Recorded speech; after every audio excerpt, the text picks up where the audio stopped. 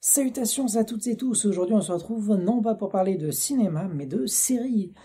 Et pas n'importe quelle série, la série Viking, sortie en mars 2013, produite et scénarisée et réalisée par Michael Hirst. Non, je vous dis peut-être quelque chose, puisqu'il a fait deux séries, que personnellement j'ai pas vu, donc je pourrais pas en dire grand chose, mais qui ont eu un certain succès. Les Tudors et Kaamelott, qui n'est pas la série française, mais qui raconte aussi le conte de la mythologie arthurienne. Indéniablement, la série Viking a eu un impact assez colossal. Ça a créé un regain d'intérêt sur les Vikings en général, qui fait que derrière, on a eu notamment cette année, il y a quelques mois en arrière, le jeu Assassin's Creed Valhalla. Donc aujourd'hui, nous allons parler de cette série qui a tant marqué, puisque le 30 décembre dernier, elle a touché à sa fin au bout de sa 6e et dernière saison.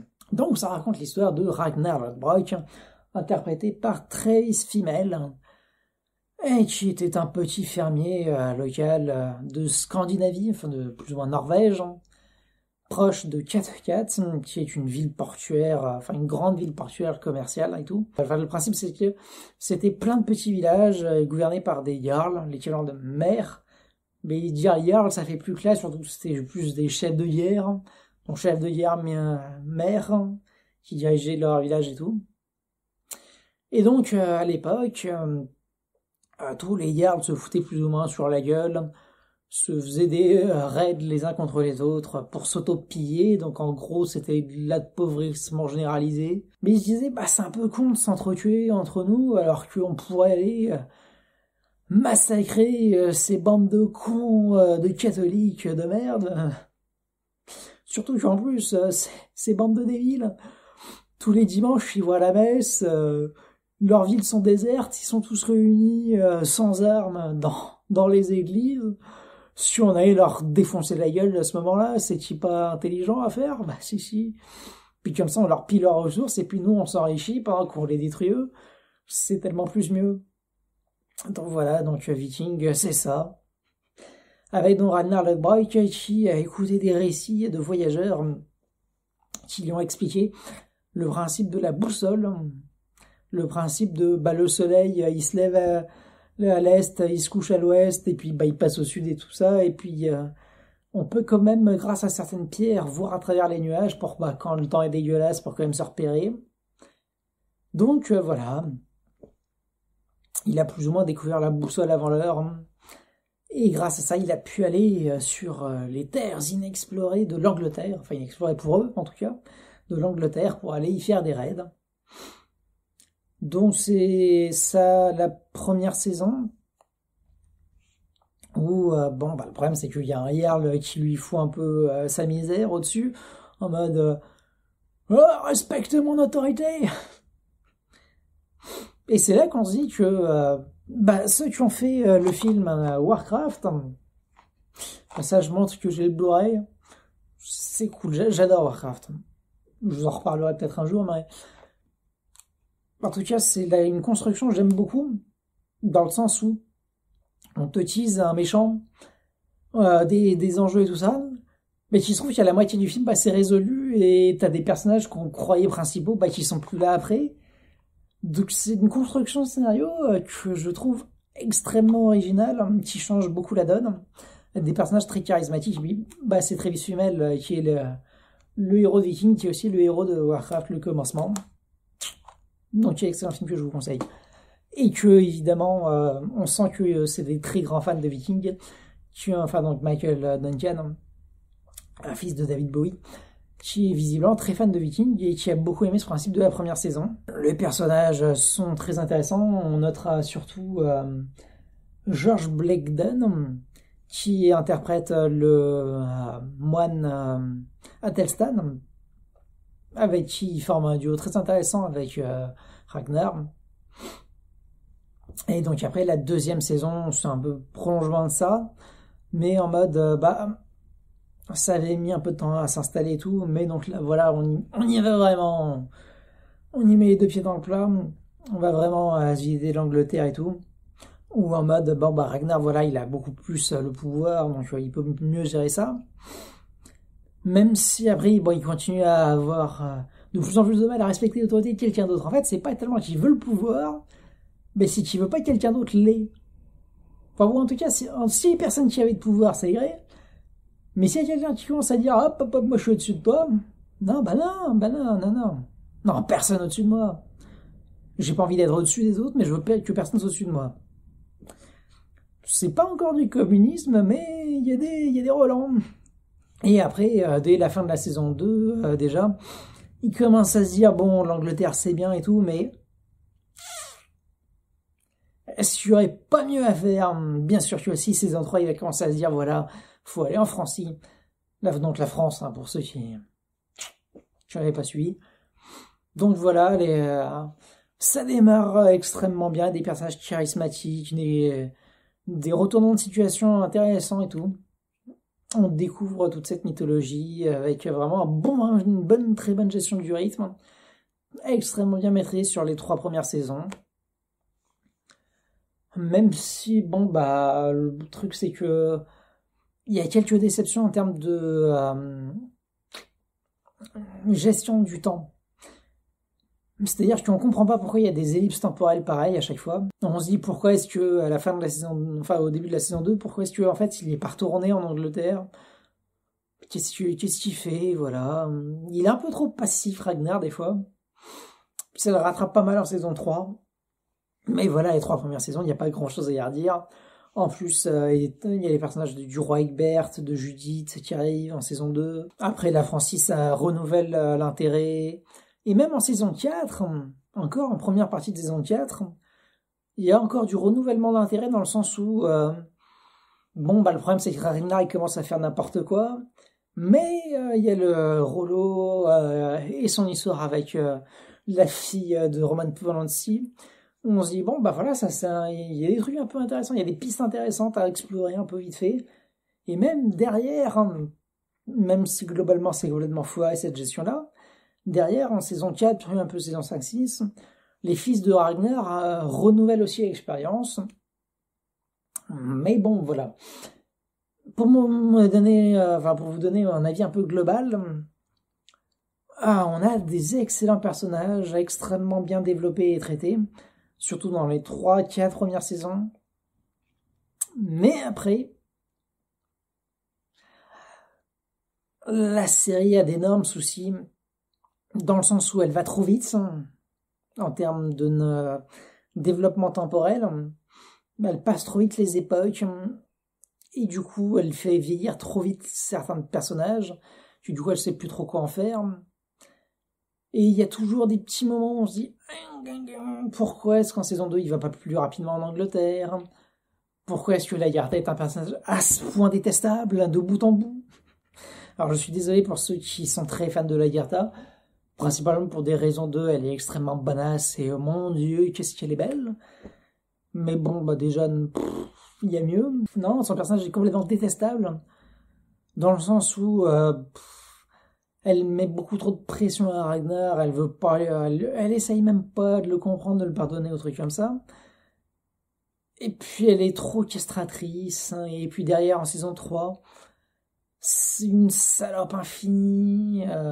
Elle est comme Rollo à vouloir faire des coups en douce derrière, à poignarder dans le dos incessamment. C'est insupportable. Et puis il y a le problème de Floki. C'est un peu le bouffon du roi, donc il est un peu marrant vite fait. Mais en saison 3, il pète des câbles tout le temps, en mode la religion, machin, faut massacrer tous ceux qui pensent différemment. Oh, putain, bravo. Ils savent plus quoi en faire, donc ils le font disparaître, et puis il revient pour rien, il sert à rien, en mode Rafiki. Clairement, il devient Rafiki. C'est Rafiki du Roi Lion. Ça n'a aucun sens. Je comprends pas pourquoi Egbert est à ce point s'il le déifie comme ça. Alors qu'on a l'impression qu'ils ont passé si peu de temps ensemble.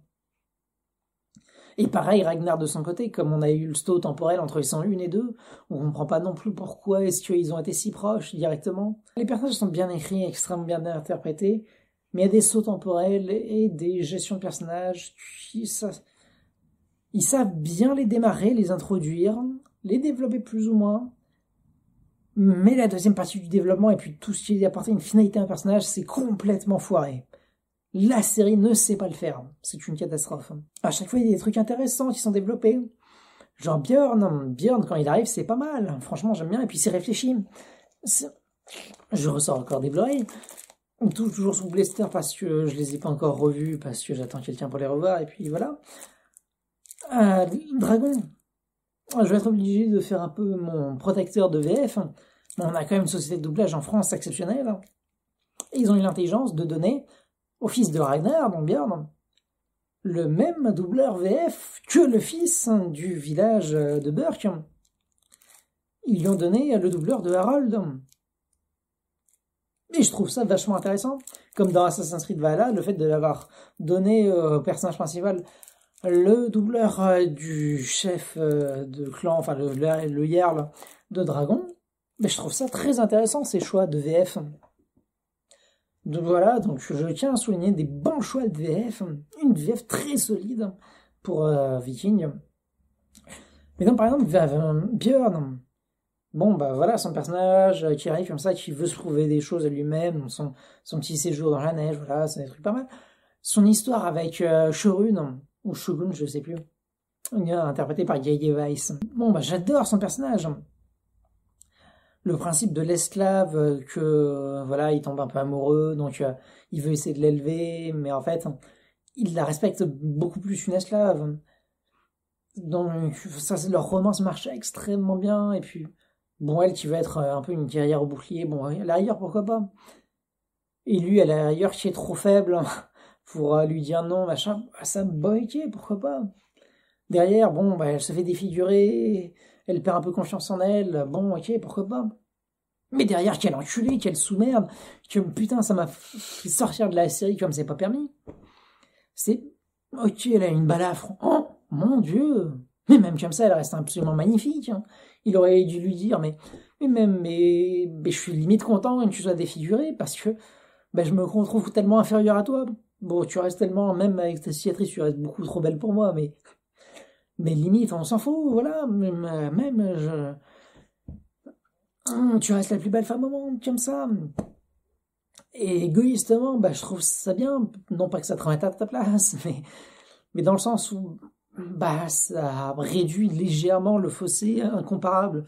Il y a entre toi et moi, et puis entre toi et le reste des femmes. Mais quel connard, mais qu'est-ce qui va la tromper?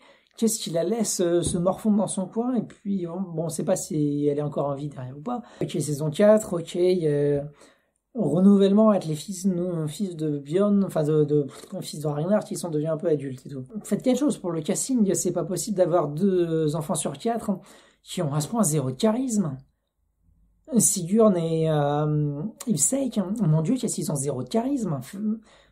Qu'est-ce qui se passe? Alors bon, du coup, forcément que Ivar, il brille 1 milliard de fois plus, tellement qu'il a de charisme, l'acteur, hein, qu'il est BG. Donc forcément que, voilà. En plus, il a pas mal de talent, mine de rien. Mais le problème d'Ivar, c'est que vous en faites un putain de taré psychopathe ultra vénère.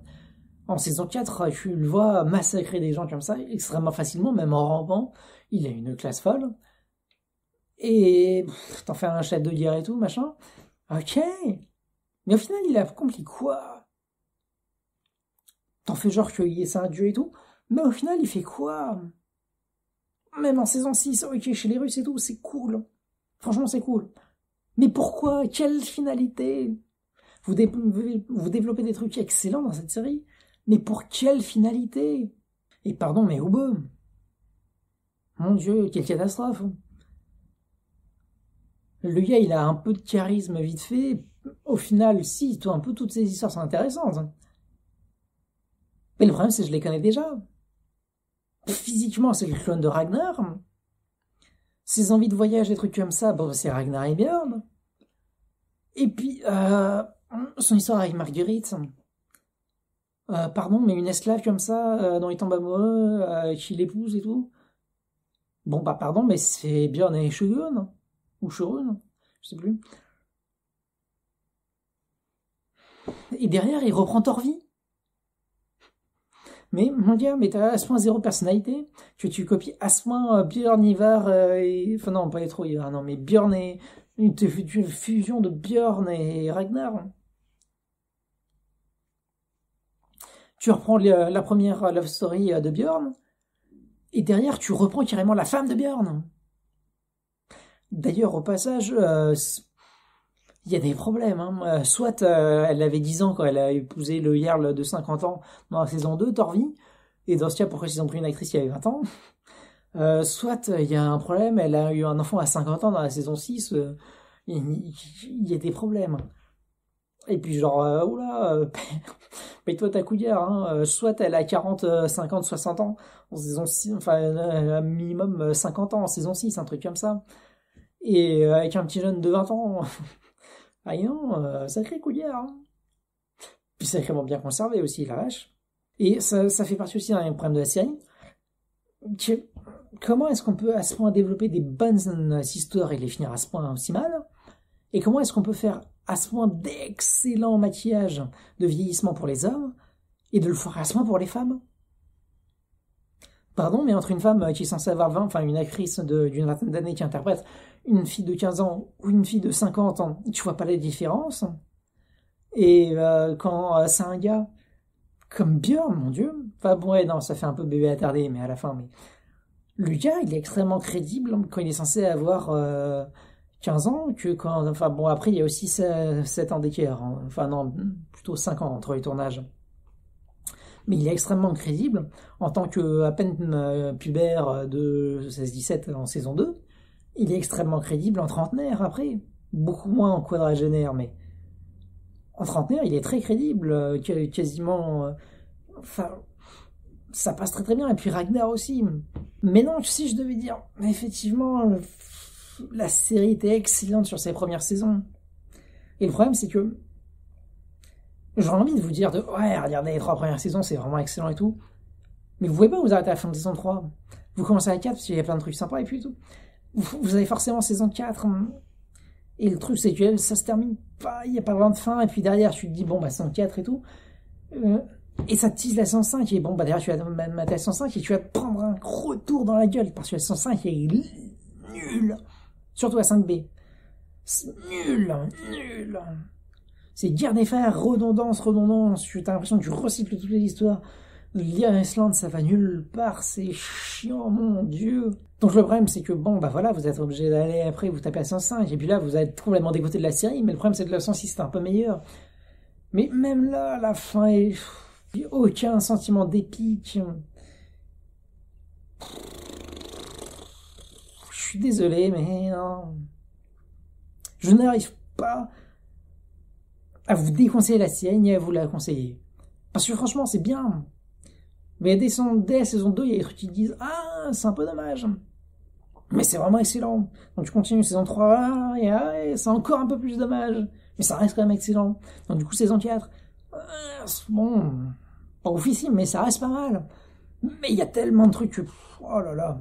Puis après saison 5, là, tu bascules totalement en mode qu'est-ce que je fais là? Puis saison 6, puis après tu dis bon, j'ai quand même regardé saison 5, je vais quand même mater la saison 6, quoi. Histoire de... Puis tu dis... Ah, je me remettrai plus jamais cette série. Mais bon, voilà. Ah là là, fallait que tout ça sorte, hein, fallait que tout ça sorte. J'ai besoin d'un peu d'évacuer tout ça, de parler un peu de cette série. Continuez de vous cultiver, de regarder des films, des séries. Vous pouvez me suivre sur Facebook, Twitter, Instagram, ça j'ai mon site internet, surtout mon site internet. Mais attention de ne pas vous faire trop spoiler, parce que forcément, je vais le sortir, mon top flop de l'année, je vais essayer de me motiver, de me mettre un coup de boost, coup de pied au cul, allez, c'est parti. Allez, hein, salutations.